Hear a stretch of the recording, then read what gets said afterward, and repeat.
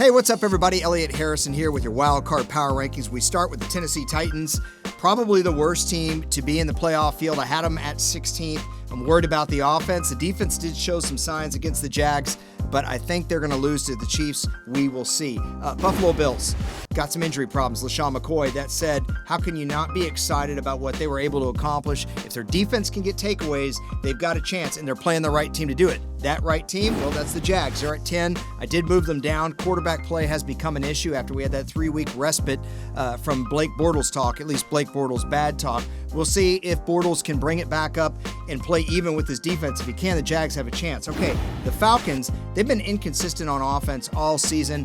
They played a great game on defense, particularly the secondary against the Panthers. They're going to need to do that again against the Rams, or they will lose Saturday night. You see the board here. The Chargers, a lot of people are saying, wait a minute, they didn't make the playoffs. How can they be in the top 12?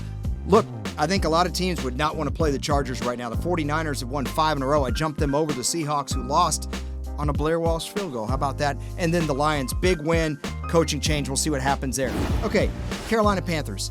The Panthers, when Cam plays well, they do fine. Unfortunately, it's been peaks and valleys for him, at least as a passer this year. He's been very effective as a runner. He'll need to be for them to win this week. The Eagles, now, they looked awful against the Cowboys, but you have to understand they were playing their 2s and their 3s. Their front 7 is as good as just about any team in the postseason, or one of the better ones.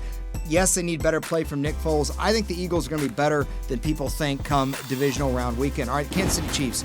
Obviously, they won the AFC West. They had nothing to play for this past week, so a lot of guys got some rest. I think Kareem Hunt's going to be a huge factor for them against Tennessee. I look for them to win that game if their defense can show up and get some takeaways. All right, New Orleans Saints.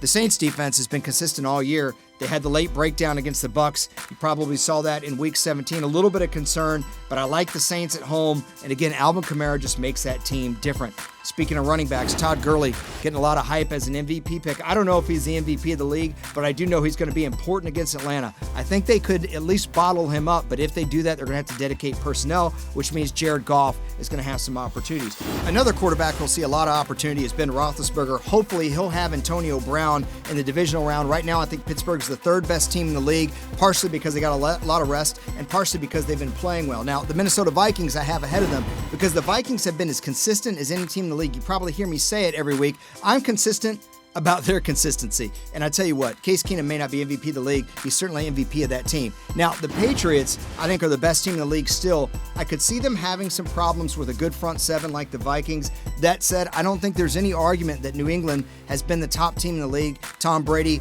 maybe not as good as he's been early in the year, but still an MVP candidate.